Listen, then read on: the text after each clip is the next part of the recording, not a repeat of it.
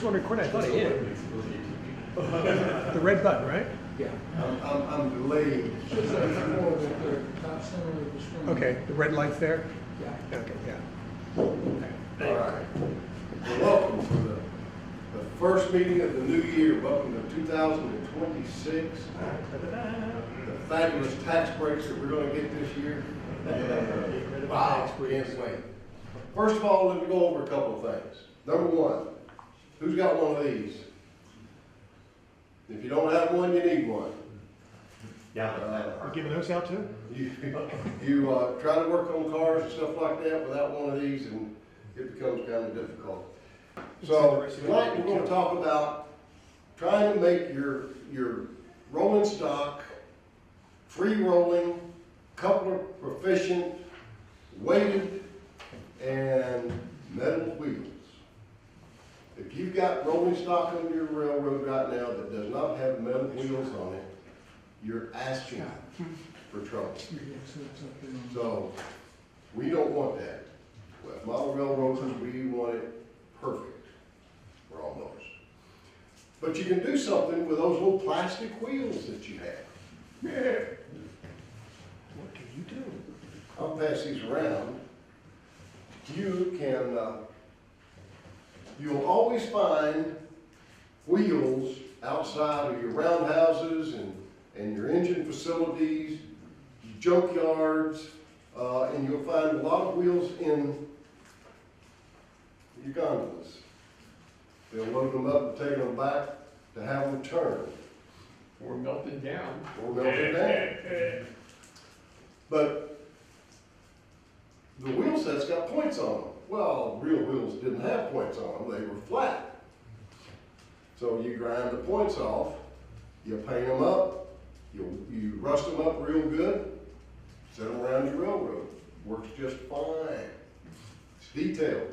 You could make them into a flat car load where wheels are being shipped. Yep. Absolutely. I recommend doing it on a gondola versus a flat car because it's easier. Gondolas, you can do it on a gondola, but now you've got to make wheel stands to go in and for those wheels to sit on. And that can get time consuming. Hey Jim, might it be possible to take those pointed ends and turn them down with a Dremel? And a grinder, just to flatten them out? Yeah, I use a grinder. Yeah. Boom, boom, boom, just to touch it. And because it's soft brass. Yeah. It's gone. So, not one turn, two turns, two, and it's done. So, very easy, very quick. And you can use those wheels after you replace them with metal wheels. Now, where do I get my metal wheels?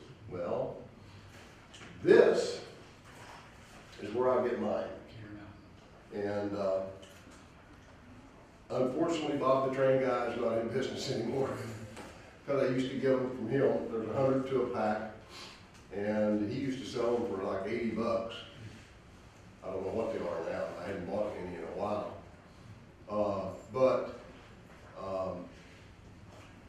You need to buy, it's so much cheaper to buy them by the box. If you go and try to buy the little packs of 4 wheels or the little packs of 12 wheels, I mean, it will eat you alive. So buy the 100 and you're good to go. You got 25 cars right there. Actually, that manufacturer's Intermountain. Intermountain, yeah. Excuse me, my finite mind sometimes doesn't pull up the file card that's on it.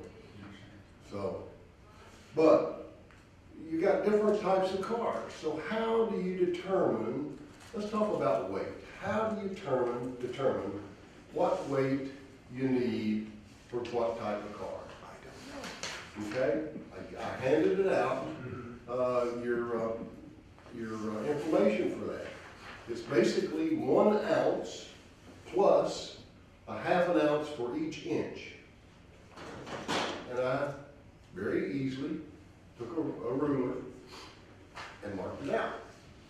So at this point, you got 1 ounce plus, so 2 inches would be 3 ounces. 4 inches would be 5 ounces. 6 inches would be 7 ounces of weight. And a lot of your ready-to-runs that you get now are weighted properly, or pretty close to proper when you buy them. But if not, you need to add weight. So where do you add weight? Well, for a coal hopper. If I weigh this one, this one is 5 inches. Jimmy, you got any more handouts? You know, I had plenty of handouts. I had like 15 handouts. Somebody got the whole pack there, Jerry? Oh, Jerry's got it all. He ain't happy with one, he wants a dozen. I thought this was a whole. All right, Jerry. Hey, So this car right here weighs 3.2 ounces. And according to my scale, it's 5 inches long. So it should have 6 ounces. So I need to put another 3 ounces on in there. Not necessarily 3, but at least 2.5 to bring it up close. I buy the 4 ounce.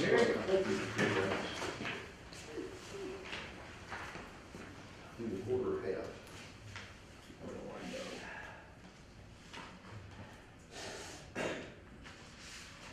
Yeah, these are 4 ounce weights. They're self-stick. And on a coal hopper, I would put it down in the bottom of each one of the bins. So I put 2 ounces in there, so that's 4, or you get these in 1 ounce and just put 1 ounce in each side. Okay? And then you paint it black. Coal hopper's black. If you got one that's brown, you paint it brown. If you got one that's red, you paint it red. The same color as what your hopper is. Or if you put a coal load on it, you don't need to paint it at all. Where do you get the weights?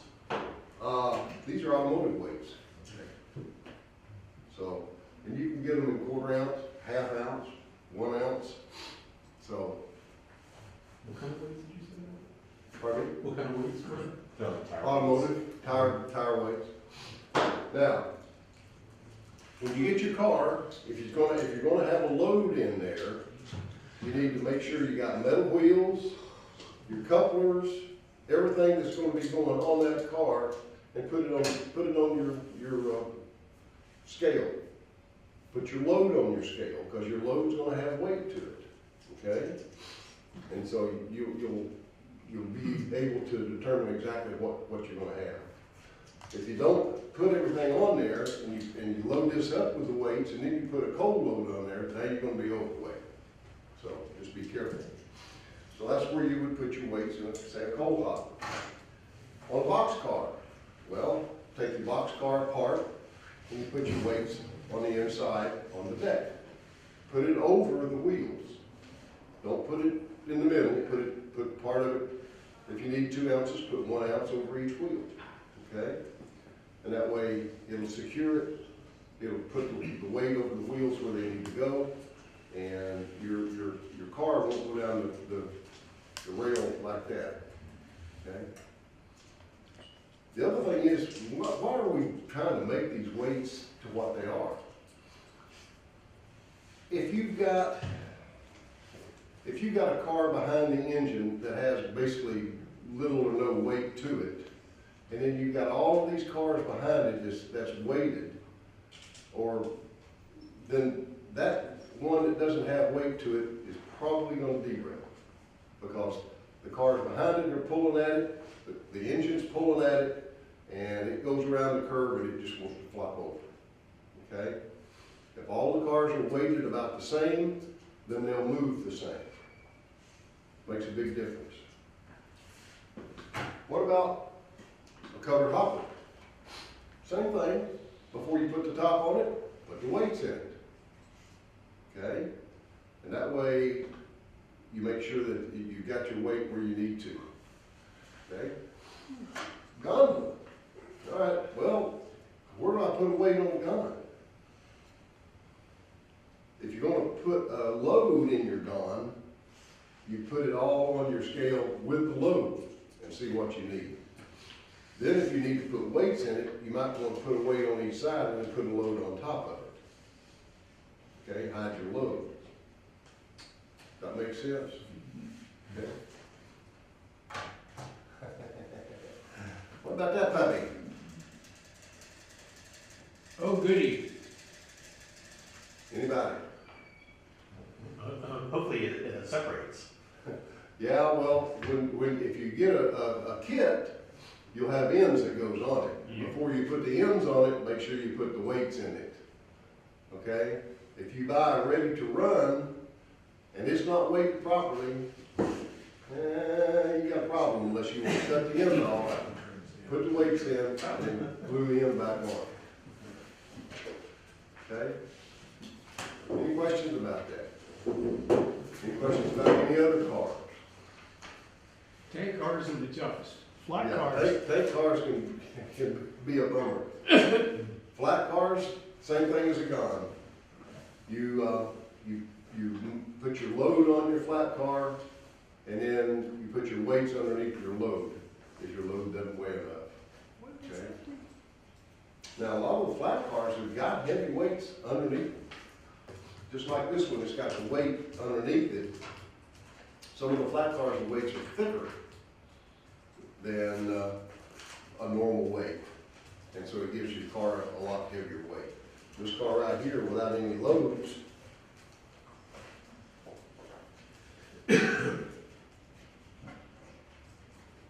weighs 3.2 ounces. Okay? That is a 6-foot car. So it should be 7 ounces. Hey, Jimmy, where can we get scales to weigh our cars? Any good ideas there, sir? Yes. Amazon Prime. I've had this scale for, golly, I've had this scale 15 years. I've never changed the battery in it. Matter of fact, don't know what kind of battery it's got. Oh, it's got them little round batteries that you buy and never can get them to work. How much was it, Jim? $8 or $10. Okay. Yeah, with or without shipping? Well, Amazon's free shipping. Oh, okay. Well, there you go. So, okay. But you gotta have a scale. And you need a ruler. So I'm just trying to make sure I understand the math. So on a 3-inch car, HO scale, you would need 3.5 ounces. 3.5 ounces. Okay. 1 plus. The easy math, measure your car, divide it by 2, add 1. Divide it by 2, plus 1. It's like algebra. And if you're gonna get way out there, 40 foot into inches, 40 foot times 12, gives you the inches of a 40-foot car. Divide that by 87, then you've got your true inches. All right. You're going for consistency here. Yeah. What about couplers? Back to the weight. Yeah, Most of the kits come with a weight. yeah. How close is that to what we need? It's not. It's It's usually not. shy. Yeah, it's usually, well, just like this one. This is a kit, and it weighed 3.2, okay? So I've got to add weight to it. Most of the cars that are kits, you're gonna have to add weight. They don't come with a heavy enough weight. And it's not so much pulling your train as it is when you're switching and you're shoving, Yeah. then it's important. Yeah. When you're in compression, it's a whole different ballgame than in tension. Jim, I have found that they do make weighted putty Mm-hmm. that you could use to mow under some of the cars if you couldn't get it inside. Yeah. You can do that, and it depends on how detailed you want the undercarriage to be. Yeah. If you want your undercarriage detailed, then it's kind of hard to do that. I have no mirrors on the bottom. Yeah, goodness. Under the car. Yeah, but when it derails and it turns over and you say, oh my gosh, there's nothing underneath it. Oh, how terrible. After you get your achievement certificate, then you can add the weights to it. Yeah. Yeah, so. Any other questions on weights? I order these off of Amazon too. Okay, I order so much stuff off Amazon. But I'm Amazon Prime and it costs me nothing to ship and I usually get it within 2 days. Even if some of the stuff Amazon doesn't carry, but one of their vendors carries it, it's usually there within 3 or 4 days. So, not a big deal. Okay. Couplers. I chose Katie couplers. Well, as soon as I got into the hobby. I was in Boston, Massachusetts when I got back in the hobby. And the hobby shop that I found up there, the guy was fairly young, and he closed at 6. Well, I didn't get off work normally until 5:30 or 6. But all I had to do was call him, and he would stay open, and sometimes he stayed in there with me until 9, 10 o'clock at night, telling me about new stuff, and how to do this, and how to do that. And one of the things that he said was KD couplers.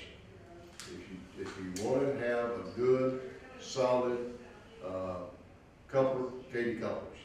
They're metal couplers. They're not going to come apart on you. And the only thing you got to worry about KD couplers is the spring.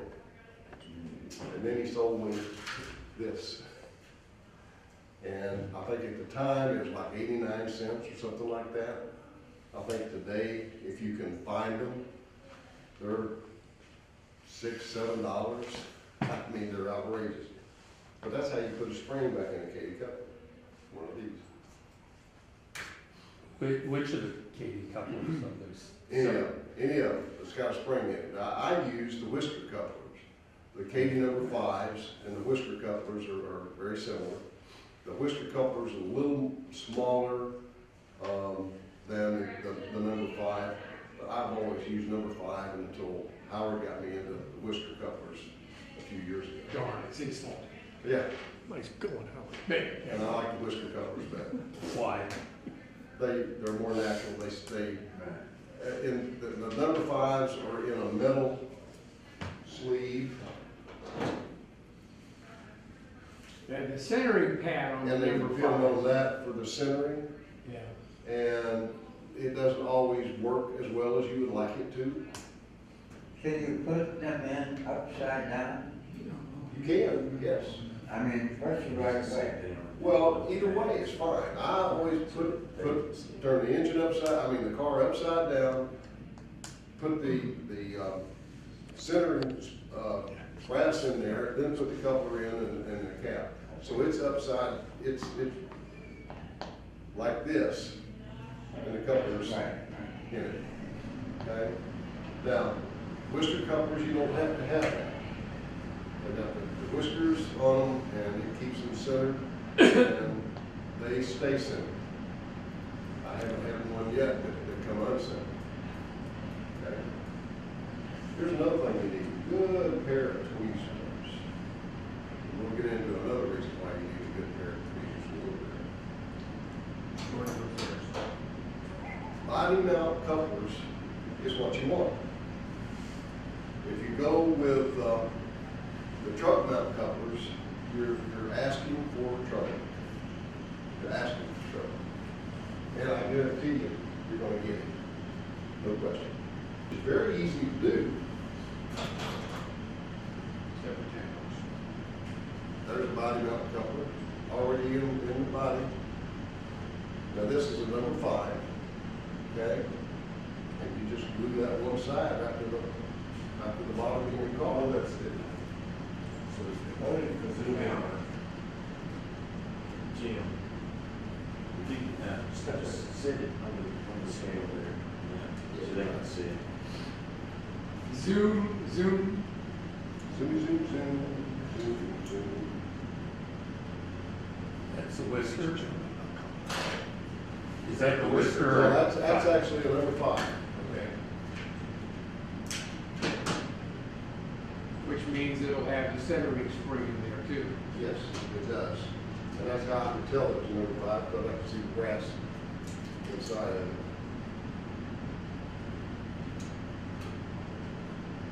You'll notice too, guys, on the Whisker couplers, that the shank of the Whisker coupler is much thicker and beefier than the number 5 coupler is, which accounts for the fact that it sits better in the box and centers extremely well.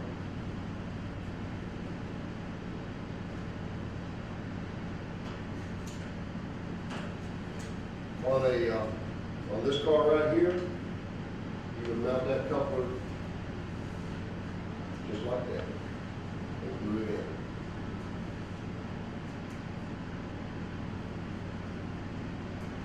Make sense? Now what I used to mount it with. See, Glue rather than a screw. You gotta stay still for, 3 seconds. Bobbing around and chasing the hood. all right.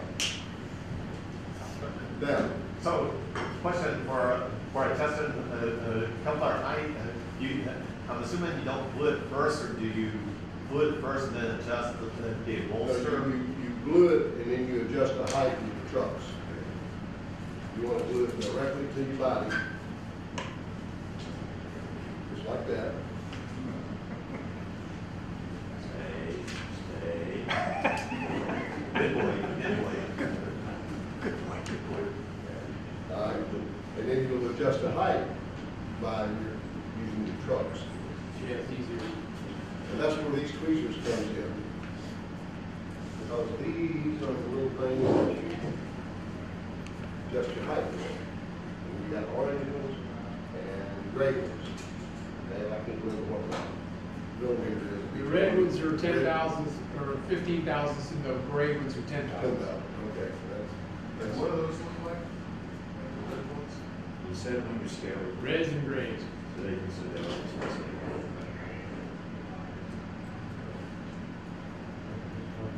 One camera that's on the screen. Right. There you go. So it's a washer type. It's a washer type, okay, The different thicknesses. and different things, yeah. It's not metal. Okay. Any question about how you attach a coupler to the body of your car? Someone asked, then will you glue it or screw it? Yes. If you can screw it, it's best to screw it. If you can't screw it, glue it. And I use super glue to glue it. Okay? And then there's sometimes when you're gonna have to file, you'll have an edge that's higher than the actual frame. You just need to take and file it down where it's smooth and not your thumb.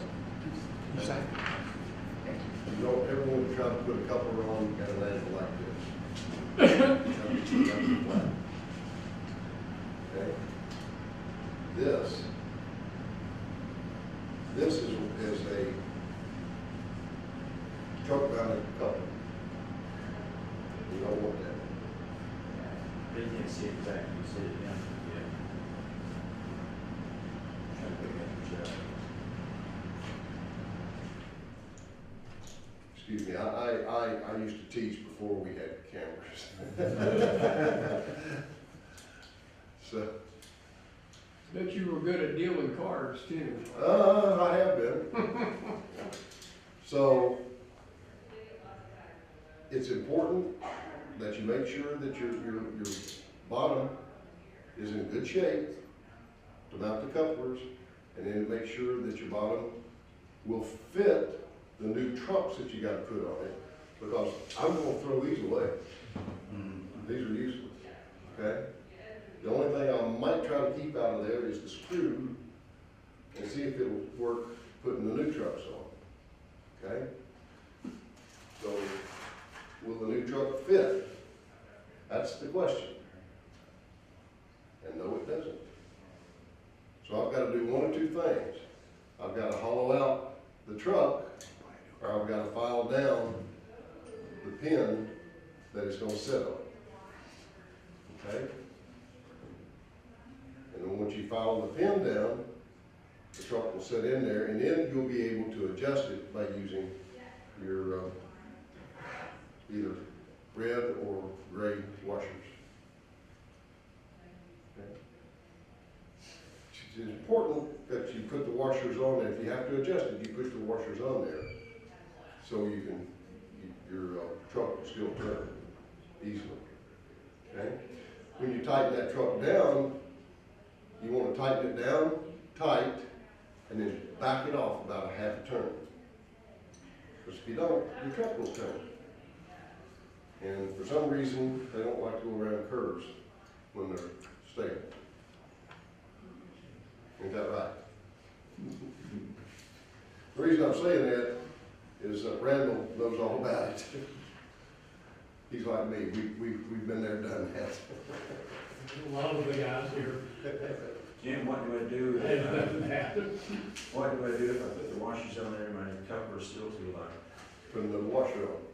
No, Oh, too low? yeah, You want to raise it up so you put another washer on. but now my car's like this high above the trucks. We'll get to that. Okay.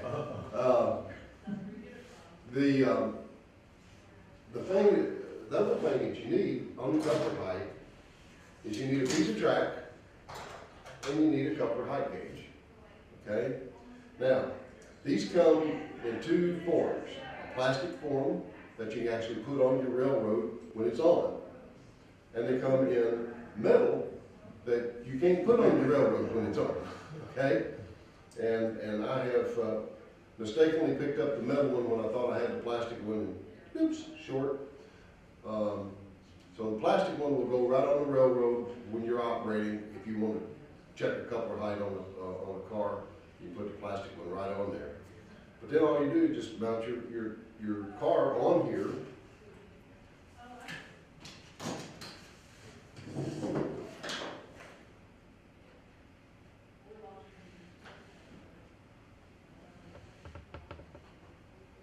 And then check your height. That one will be a little bit low. So we need to raise it just a hair on that side. Zoom out. But what about this side? Zoom in or out? Just a little bit low, okay?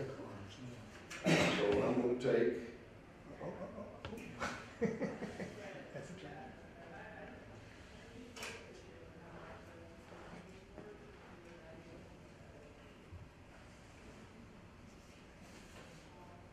see how handy that is? I've got both hands.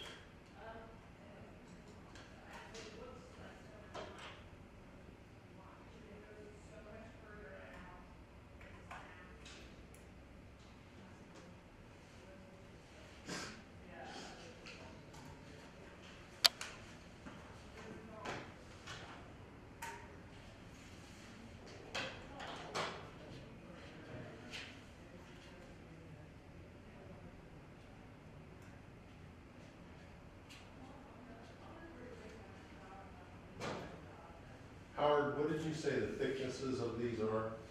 The red ones are 15 thousandths and the black ones or gray ones are 10. Typically, for some Athearn cars, I'll need 2 reds to get it up to the right height. Placed on the bolster to make sure the coupler height's right, because some of the Athearn cars can be low and you'll have to raise it.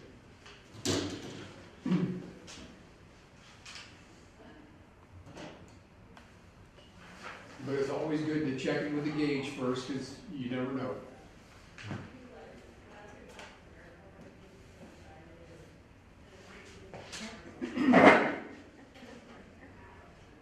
Another change that I like to do is to use the nylon screws that Katie makes for attaching my trucks and my couplers to cars.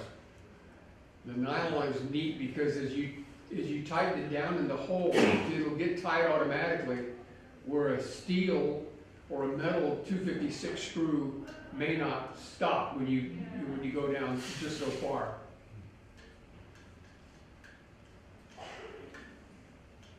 And what I'm thinking about, if you're going to metal wheels, your car weight will change and you have metal wheel sets.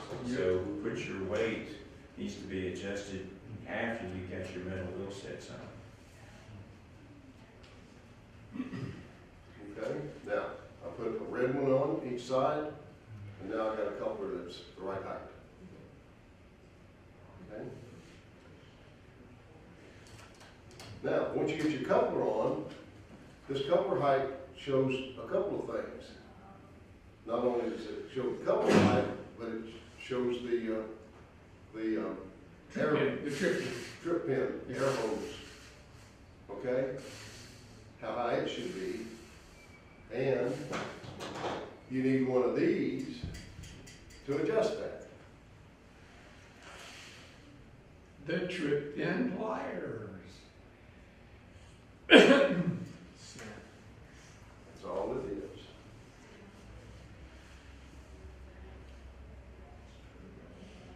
Yeah, well, adjust it, get it. Okay?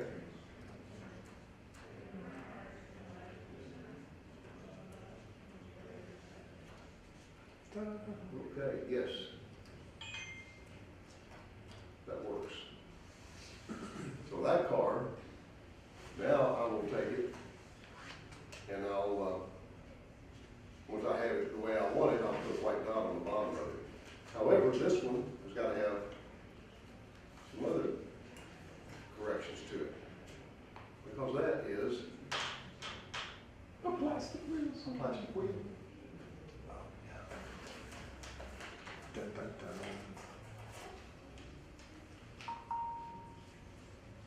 What size wheels are those, Jim? These are 33s. All your freight cars are 33s, your passenger cars are 36s. That's, Is there a smaller one? when you, You got a 28, cabooses, I think the cabooses had 28s.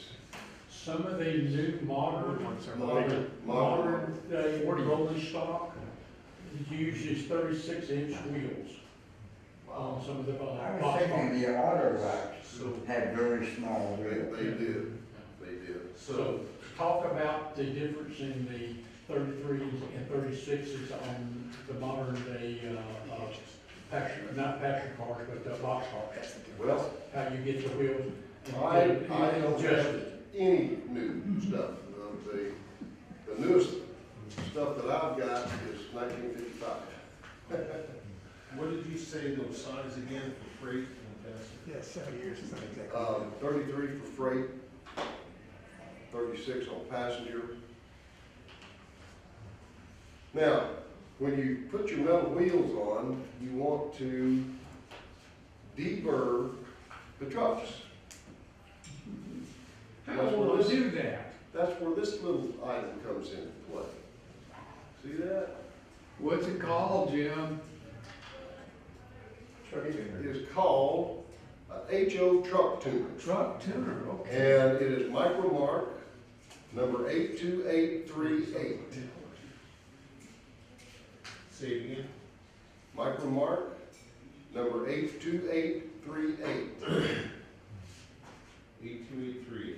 82838. Okay? And all you have to do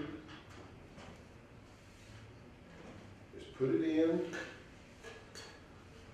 and it's got, you can see how it turns, and you just turn it. Okay? And once you get it turned, take it out, flip it around, put it back in, and do the other truck. so do you pinch the sides of the truck? I do. And you do each set, or each side.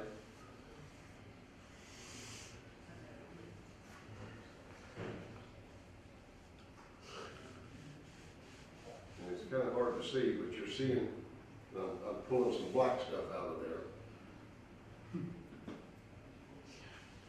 It's mold. Slow days.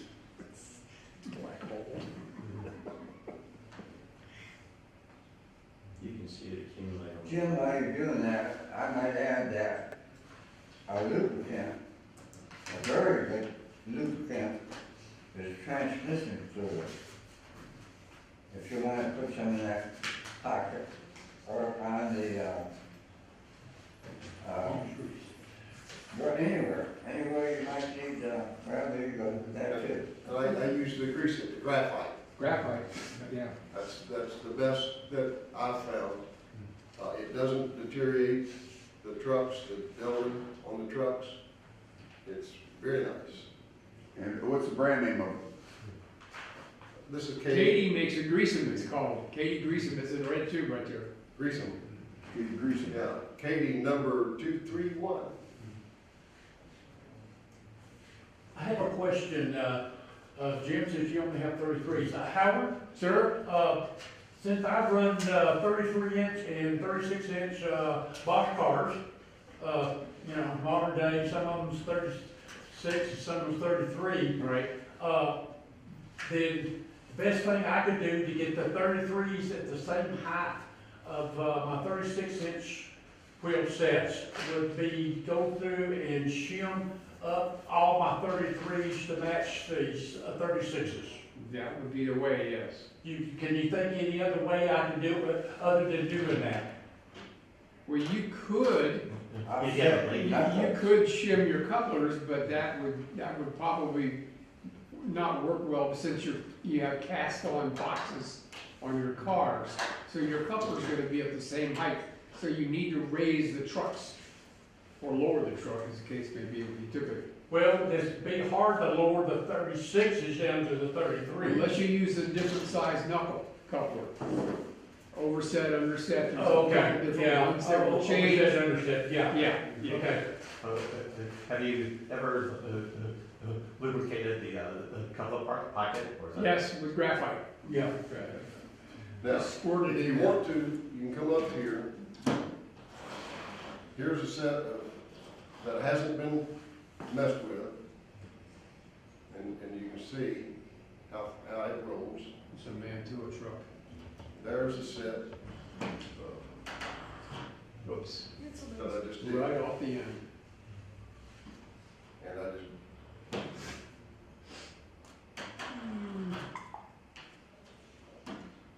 That's as far as that one will go. Same push. So you see the difference that it makes by tuning everything up, get the metal wheels in there. Plus the fact that your plastic wheels accumulates dirt. Oh, big time. I mean, it just accumulates dirt, and then what does it do? It transfers that dirt back to the track, And causes derailments. and it can become a mess. That's why it's very, very, very important that you have metal wheels on all your cars, because if you put plastic wheels on some of your cars and run them with metal cars, the plastic wheels are gonna pick up the dirt, and then they're gonna deposit the dirt. So if you got one part of your track that might have a little bit of dirt on it, the rest of it's clean, I guarantee if you run a few trains with plastic wheels, it'll pick the dirt up from the dirty pot and spread it all around the track. Move it around. It will mess it up, okay? Are you gonna mention the insulated side of the wheel? Well, if you're running just box cars, all the metal wheels are insulated. One side is insulated, the other side's not, and it doesn't make any difference how you put them on. All it is the insulation just keeps the metal from one side to the other side. Because if it went all the way through, it would short it out. But they are insulated, okay? Any questions? Yeah, when we're on the trucks, you use Katie trucks with the spring? Springs? No, I try not to use the actual spring trucks. I have found those little springs around my railroad, and they don't hold up. They look good, they look really nice, and they're prototypical kinda, but they don't hold up. And you can see where sometimes you look at it and the spring is actually compressed, it's just worn out and it's compressed. So that's going to throw off your coupler, it's going to throw off everything. Okay? Any question on that? I'll leave these two here, you come around and play with them. Good. It's gonna roll on. Okay? Let's see. If you'll look at this, if you don't have something like this, you need to get you something like this. What I have here is whisker couplers. I've got some number 5s, I've got some offsets.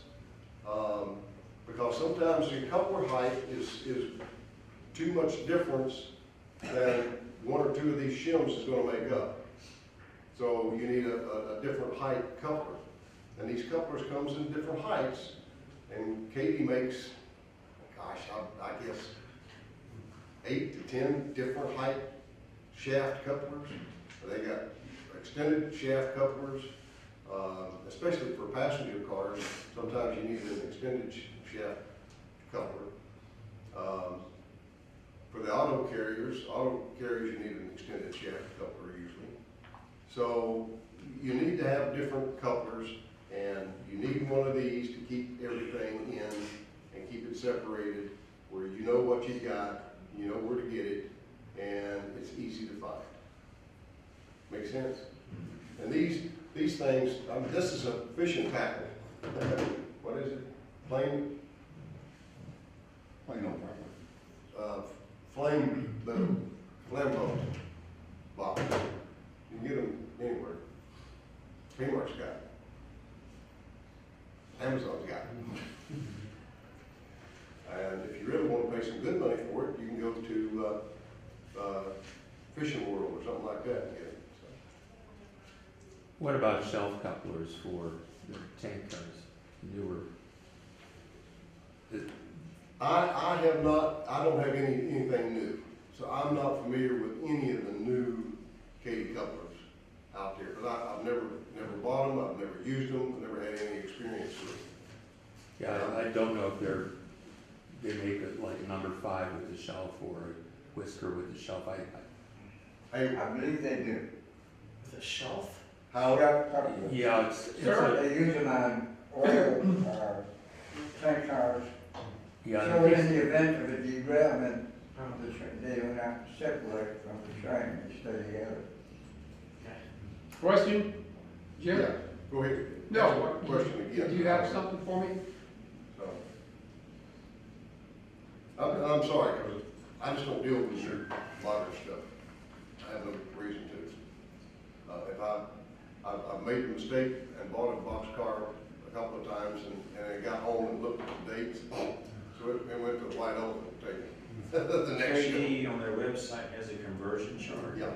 For every car, every locomotive, it'll give you the options for this car, and give you all the different options that you want to choose from. Some of them just have one option, but a lot of them have multiple options, so you can choose knuckle, number 5, the 51s, the 58s, all these will fit that car. So it's pretty comprehensive. Yeah, and Katie even makes one now that is almost scale number. I mean, it's very small. I mean, much smaller than number 5. And I mean, they look beautiful. But I spent all last year putting the scales on all mine, and they work just fine. yeah.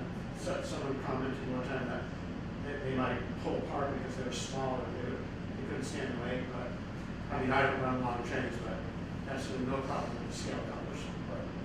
They're gorgeous. You can't mix and match, though, right? Yeah. Yeah, you can. They are compatible. They are compatible.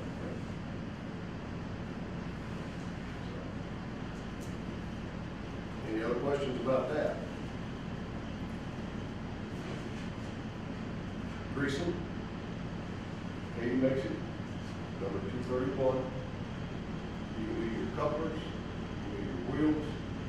This is great stuff. I have both of them. Okay, but we use a lot. Okay? Coupler springs. Here again, these, you've got to have one of these to put a spring in Katie coupler. I have tried to put one in without it. I've tried to put one in with these little bitty screwdrivers, and it still just does not work. They are not small enough. This has got a little flange on it that locks it in, and I have not been able to get a Katy spring in with anything other than this. Well, you can use an exhaustor on that, but you can't cuss. And you gotta be very careful. Yeah. I'll tell you, Mitch, I've used the X-Acto knife, and I have probably 600 springs somewhere under my desk that I have never found. Yeah. It's very, very hard to use the X-Acto knife. That is one reason why Katy adds extra springs to every pack in their lives. Because you will sail them all over your workbench, in the floors, everywhere. They go everywhere, and you can't find them. And then all of a sudden, one day you're sitting there, oh wow, there's a spring. Those old tubes are well worth the money. Yep. Well, the sad part about it is Katy has discontinued that 235 spring pick. Yep. And the one that they're using now ain't worth flipping. So if you got the 235 spring pick, hang on to that puppy. That's right. You never have too many of them. You can still find them every once in a while on Amazon, on eBay. Yep. And if you find a price, if you don't have one and you see one on eBay, you better buy it right then. There's no guarantee that it'll come back up in a while. So that's how much. So that's a good time to hunt for them at the white elephant and all this stuff you see around there, a couple of those spring picks hanging around, so well worth the money. Any other questions? Okay, we covered weights, we covered couplers, we covered the trucks, how to tune the trucks. We covered taking off the plastic wheels, but no metal wheels, and what you need to do to your truck. We talked about where the weights go in your cars. What else? What about tightening one of the trucks more than the other, so that one tracks well and the other one could rock? Then you need to tighten it down and then back it off about a half a turn, each one of them, to make sure that they're all the same. I've read though that one of them should be tighter than the other. Oh, really? Yeah, it's a 3-point, yeah. I've heard that, but I've never done it. More with O scale. Uh, I think John Armstrong had an article in like 1979 that was more with O scale. O scale? Yeah. I've never done it on HO. What you say the name of that spring coupler is? Right through there. Oh, what number on it? KD what? 235? 235. Katy. Spring pick. Spring pig. Spring pick. PIC, pick. Yeah, it doesn't have a number on here. So. Trucks, you can buy your trucks like this. You can buy your trucks like this. They come in different kinds, different models. You look up what kind of car you got, and it will tell you what kind of trucks it had on. Bettendorf or what's these? These are just spring plantless trucks. That's the one, the Proto 2000. Unless you are anal, it doesn't matter what kind of trucks you put on your car.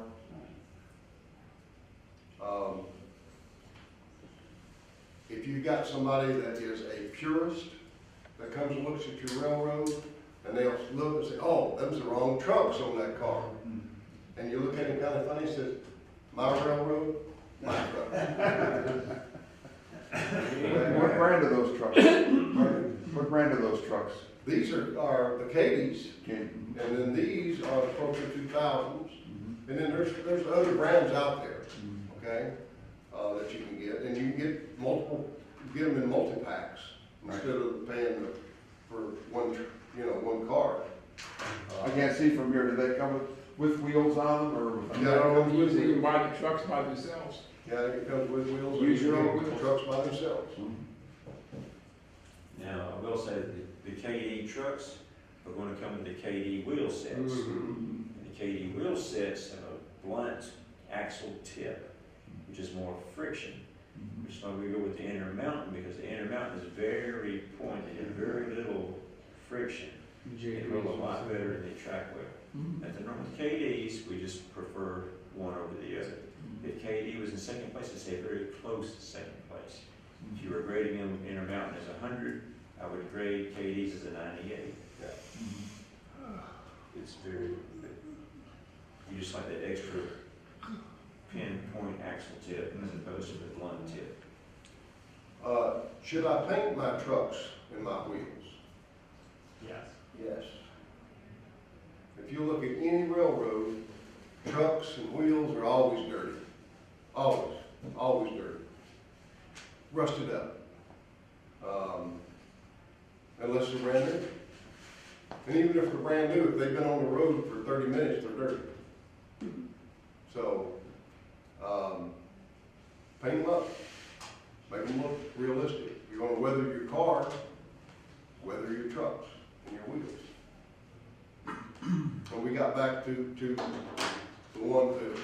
plastic wheels that were taken off, I mean, I would rust these up very heavily and stick them around your roundhouse or your engine station or your junkyard. I went to the metal recycle place in Cartersville and took a bunch of recycled metal over there and sold it to them. And here is just a ton of old wheels, train wheels, axles there that come out of, I think, Trinity.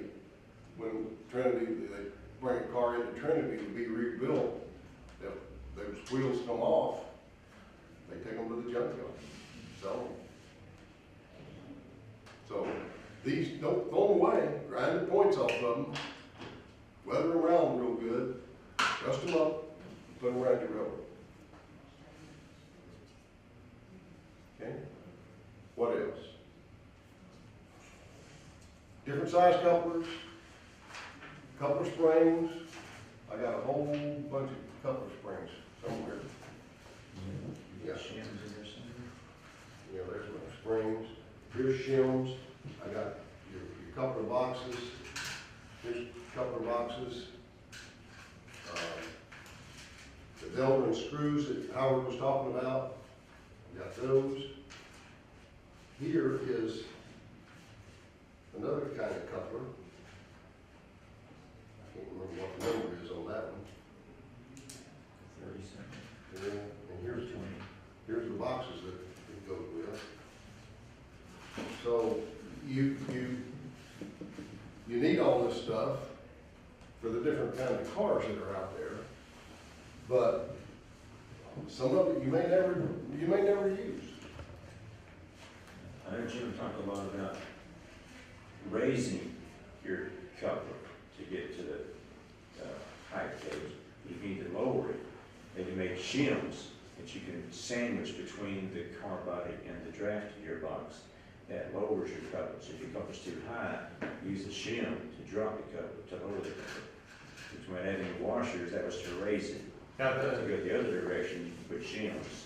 that's why I asked if you included on first or if you test fitted, what's a good way to test fit? You meant the coupler height, you meant weight, which Height. Height, okay. I have to do trial and error. I have to assemble it as the kit for the instructions. Put my wheel system I'm going to use on there because that's important. So it's all assembled, then you take it to the gauge, and then if it's too high. So how do you hold it in place? Do you tape it up? No, I assemble it. The screw's in there. Yeah. Here's the shims. Well, because with me, I'm an N scale, and a lot of the N scale, you're kind of restricted with choices. I think the N scale, you have to just bend the talgo part of the coupler. Or you got to just bend. That's the only option you got for a coupler adjustment in N scale. either that On the or scale. Couple of shave off some of the top of the truck. With like a chisel, X-Acto. No, just a piece of sandpaper. Yeah, with a chisel. You understand that anytime you do anything like this, you want to do it minimal at a time until you get it right.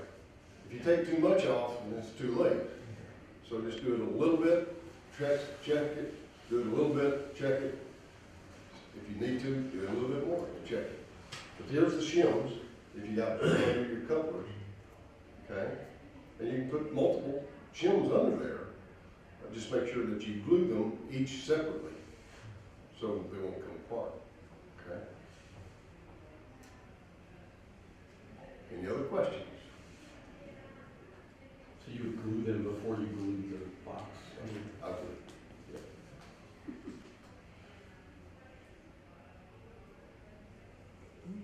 Okay. Tools that you need, you definitely, you need those little boogers. A good set of tweezers, and I've got the curved and the straight. I like the curve when I'm working on this because it's easier to get in and get stuff out. I don't have to be doing that. I can do this. You gotta have trip pin benders. If you try to build it with anything else, you're going to destroy your trip pin. Do not cut your trip pin off. It's called neutering. Yeah. I bought a used car at a train show some years ago, and it was a box car, and it's gorgeous, weathered beautifully, and I got to looking at it, and they cut the trip pins off. Probably Doug Alexander's cars. He does that to all his. Do not cut the trip pins off, folks. Your trip pins are, in reality, they're the air hose. Okay?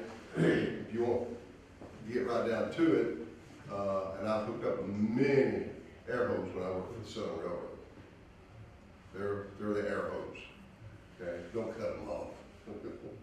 Just for appearance, or? Yeah. I mean, it's more realistic looking with your trip pins down there. Plus the fact that you've got magnetic uncouplers, you got to have the trip pins to uncouple.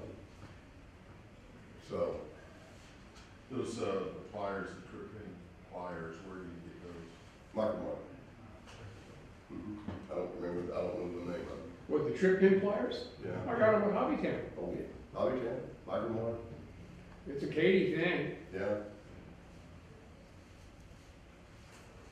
Pretty much anything you need, Howard's got, as far as couplers and pins and stuff like that.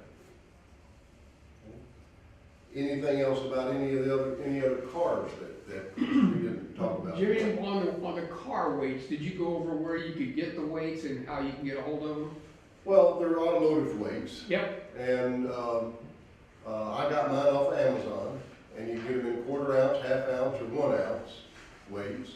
And if I don't see them on Amazon, I can call my son down in Florida, because that's what he does, is his company sells automotive weights and stuff like that, and cleaning material and stuff like that, and I can tell him what I want. He can order it and ship it to me. But it's easy, just get on Amazon and order it. You have it 2 or 3 days. Can I add something? Reference to the weights, I found those weights that come in a strip, they're automotive weights as well, but it's flat and it can be cut with an X-Acto knife to any size you need. I'm one of those where I don't care what the bottom looks like on my gondolas, so in between all the ribs, whatever that's called down there, I just cut this to those sizes that fit on those holes. I just super glued them up there, and it takes paint, and it's literally like the ones that Jim's talking about. I've got a bunch of those, and you can order the ones that Jim has.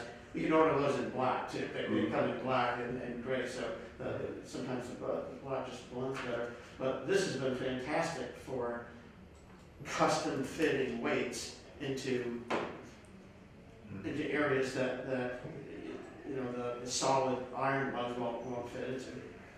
if anyone wants to look at this. Just like here, you can go in between your. Yeah, exactly, there you go, right. Since you have that car turned over, I would recommend anybody that's got any of the old Atlas blue box cars like that, that has that type of weight at the bottom, I would recommend you put them outside, get a cheap can of black spray paint and paint both sides, then glue them in. Amen, brother. Because they will rust. Yes, they They do. will, in a heartbeat. And If you have, when it has rust, steel wool will get you back down to it. get it back down and anything, yeah. And the issue is just getting rust on the tracks. Pardon me? The reason why you want to prevent rusting is just Yes. because rust's Yeah, getting on. it'll drop rust all over your railroad. And engines have magnets. Oh, yes. What about using BB shots? for You can weights? use that too, that works good. BB shots work well. Fishing weight. BBs, Or a shotgun that. Bird shot. The little desert. bird shot. If you wanna cut up an expensive shotgun shell. Well, you can use you can lead. probably buy the pound. You can. I don't know. Bill, can we buy a Not bird a shot? reload shotgun, but you can buy, I know, I see it when I go to buy supplies, you can buy huge boxes of, pellets. Bird shot. Yeah, bird shot, all the different sizes.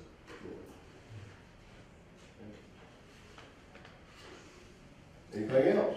And if it's lead, you have to put a warning label on it by California. I don't know that you can get lead shot anymore, I think it's all steel, isn't it, Jim? Yeah, I think it is. What was the discussion just a moment ago about? They don't want the birds to get lead You see the weight, the metal weight in the bottom of that? Take that and Private check. paint it black, both sides, keep it from rusting, and if it's already rusted, clean it with steel wool, then paint it. So, Cheapest spray paint you can find. yep. Okay, yeah. Use just the black primer, that's all you want. That way you don't have to prime it and then paint it, it does everything. The old flat black. Yeah, flat black. And if you don't have flat black and you use gloss black, then you can always come over it with a dull coat. Dull it back down.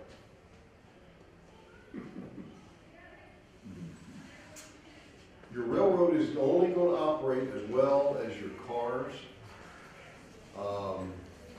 as well as your engines, and as well as your track. So the key, and the first thing that you need to make sure you have is very solid track work.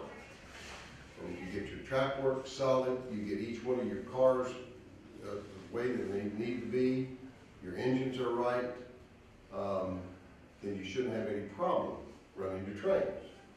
If you have pets, especially cats, be careful, because they shed, your engine picks it up, and it will absolutely clog up the wheels on your engines.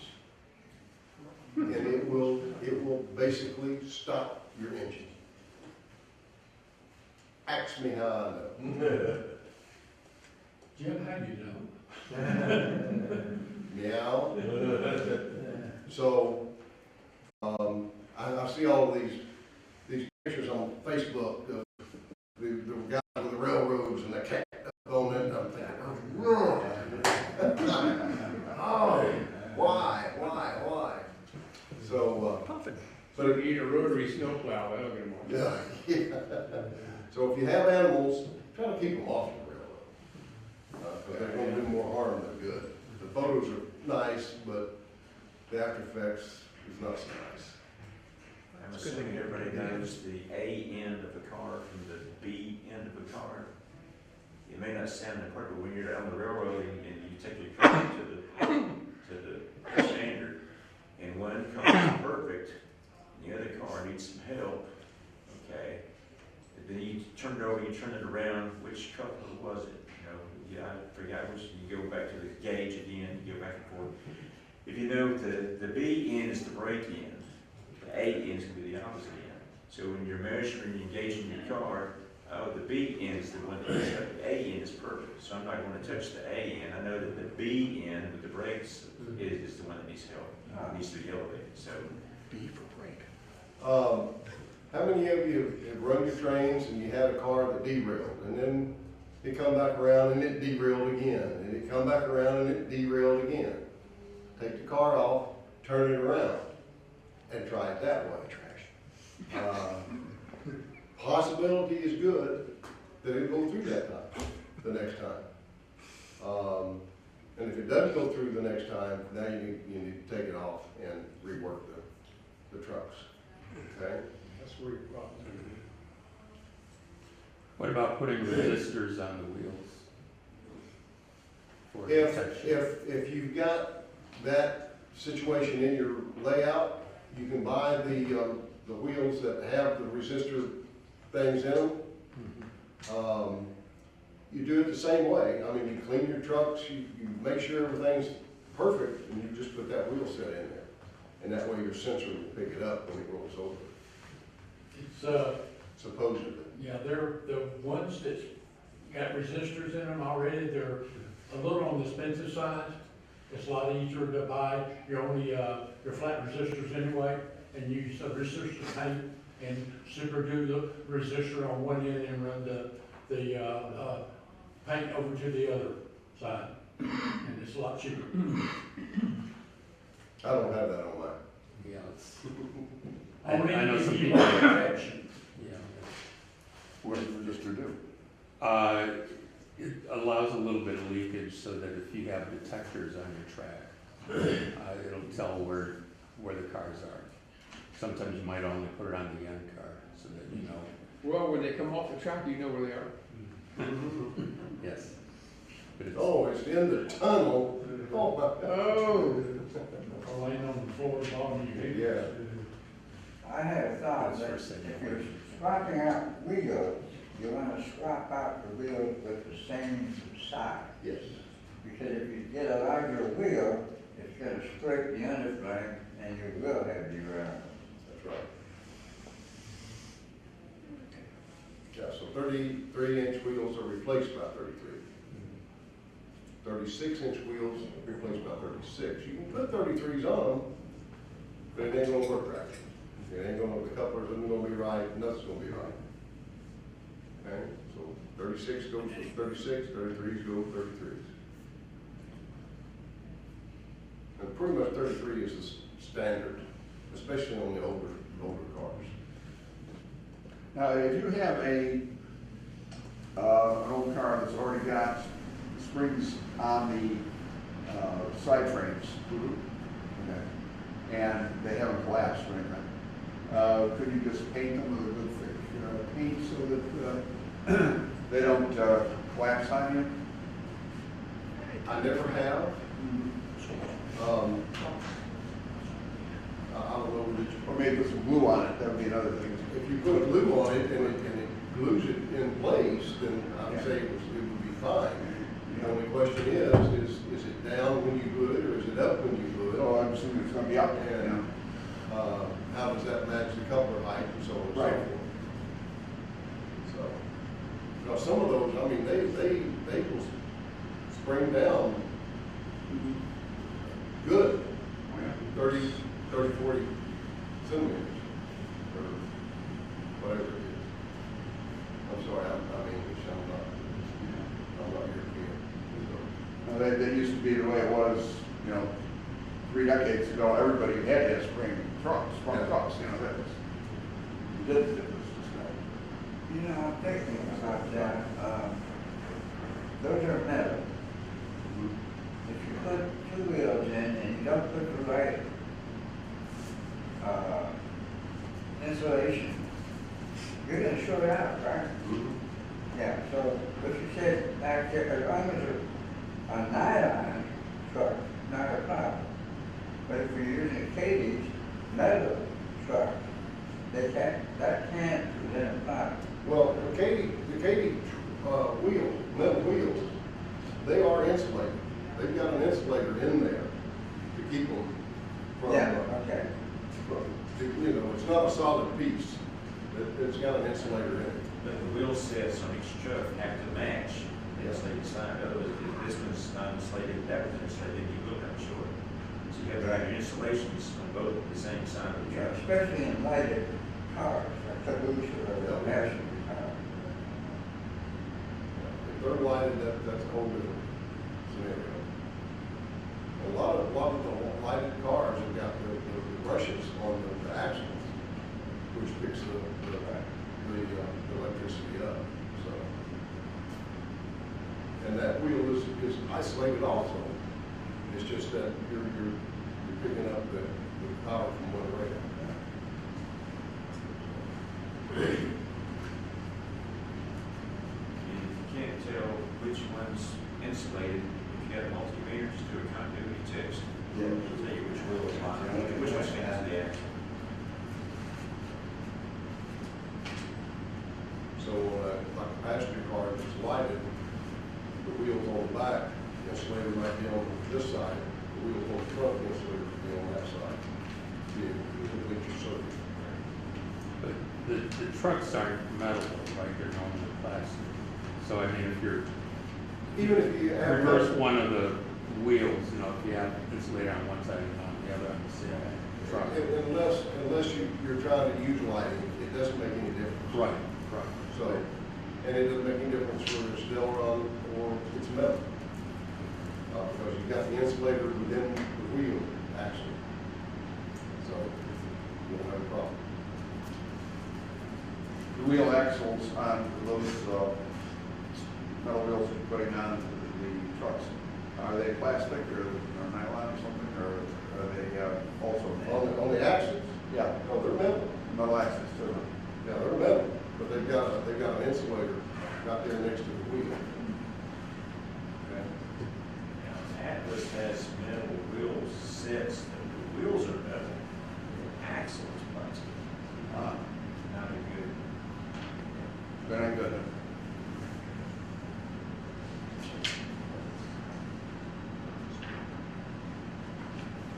Did everybody look at the schedule for this year? We've got a schedule of our potential classes for each month going forward for the whole year. I think we got some interesting stuff coming up. You've got some instructors that are good, unlike this one. But we've got some great information for y'all coming this year. Any other questions? All right. The foam card holder, any suggestions where to look for one of those? Micro-mark.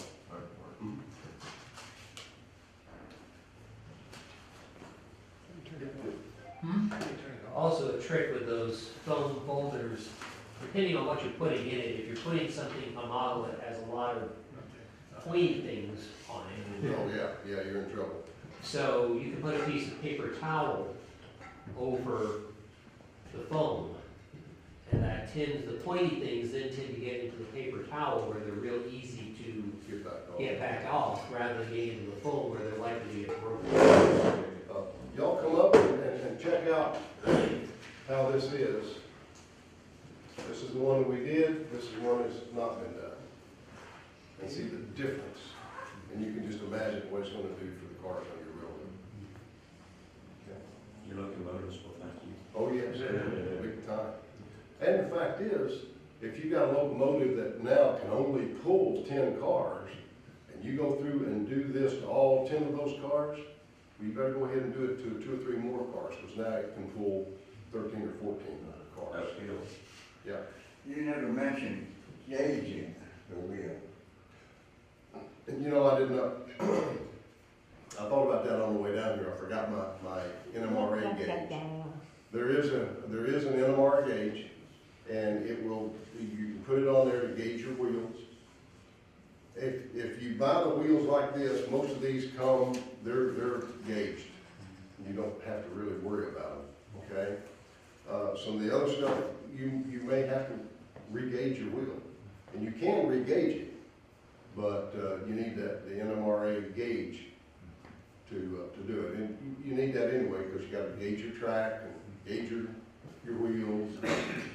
Gauge, you know, how, can a car go through this tunnel? Is it high enough? So those gauges are very important for your railroad. I have 3 of them, so I keep one in my toolbox, one on my workbench, and one out on the railroad cart that I go around the railroad with. Okay? But you couldn't gauge a plastic wheel set. I know you're getting rid of it, so. Yeah, but it's not gonna do any good to gauge your plastic wheel set. But I mean, they're glued, aren't they? You can't. Yeah, it's all like Yeah, a solid. yeah, they're- I'll run too, Yeah, I think. yeah, so you don't want plastic wheel sets anyway, forget about plastic. Metal, yes, plastic, no. The metal ones though are all force fit out. And you can gauge them. Do you need a special tool, or No, but you gotta be very careful, because you can. break it? Well, you can wire them out of gauge really bad, by bringing it out too much. So, and usually, I have found if I had to gauge a wheel set, I had to get it out. I've never gauged one that I had to push it in.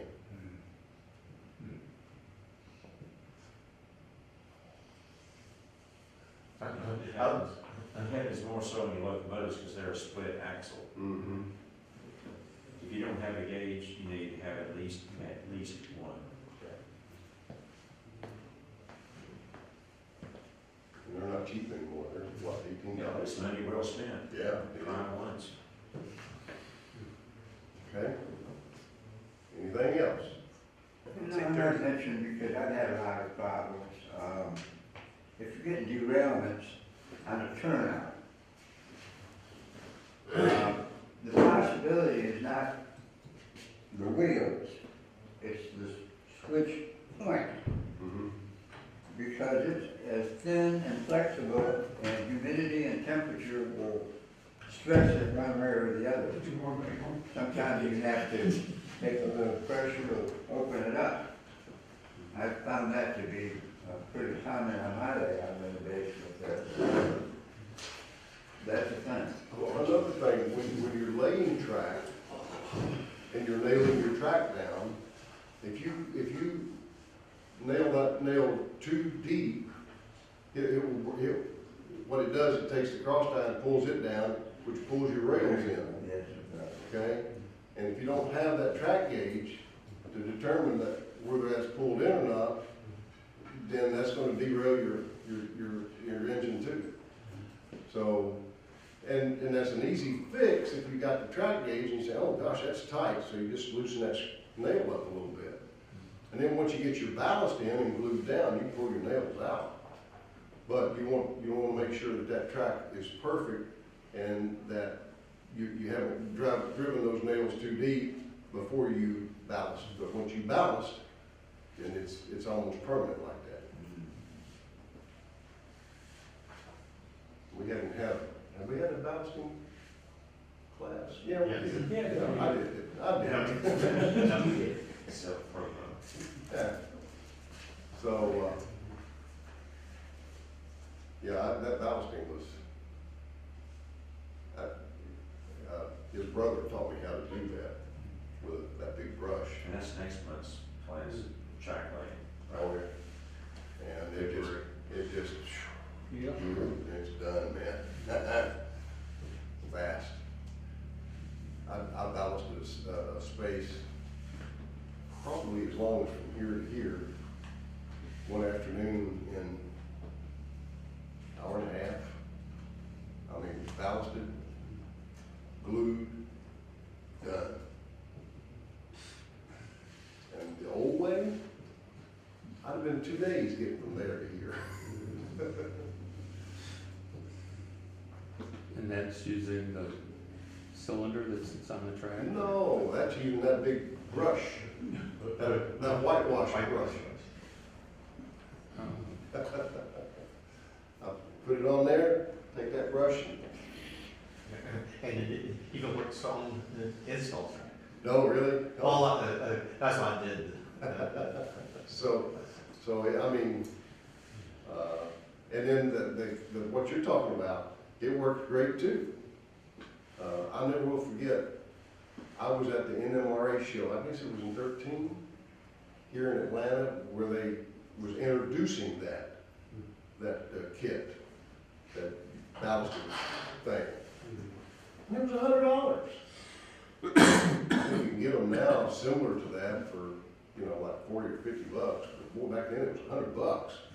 I said, shoo, forget that. I'll keep going the old way. So I use that $100 to buy 5 freight cars. How many of y'all use Dakota Pro for your Dakota program? One? Okay. Not a class.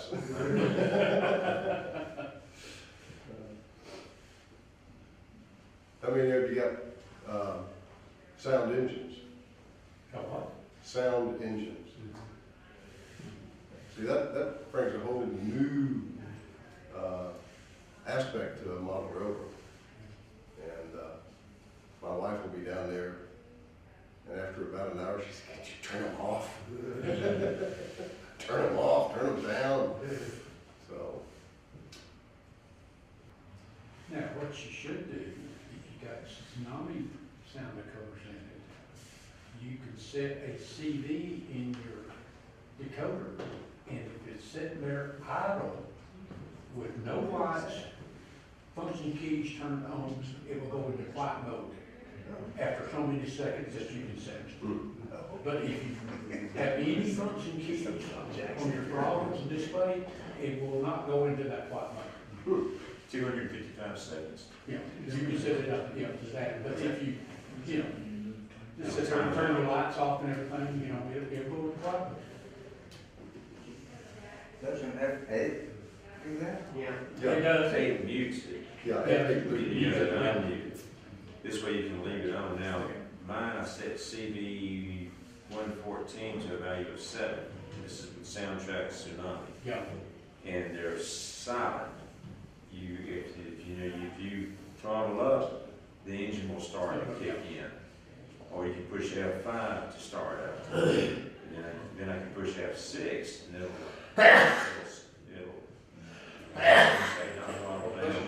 it'll shut down. So all my locomotives are shut down until I call it up and I'm ready to run it. So when I turn on my layout, I walk down to the bed and say, "Alexa, turn on model trains." Click, click, click, all the lights come on, everything's throttled up, track's power's on. You don't hear anything. All the locomotives are just sitting there. Well, I've got remote close. I tried the radio thing, but I got skirts on my layout, and it won't go through the curtain to turn on. But I did it with the Wi-Fi or the Bluetooth, whatever it is. So I just walk downstairs and say, "Alexa, turn on model trains." All the lights come on. Track power, and all I do is pick my throttle and go. Then when I get done tonight, Alexa, turn off model trains. I'm gonna run past your house at midnight and run up the The lights will come on, but I don't want to hear anything. Alexa, turn on the sound. Oh. All right. Very good. All right, well, come up and try these, because you're going to see the difference.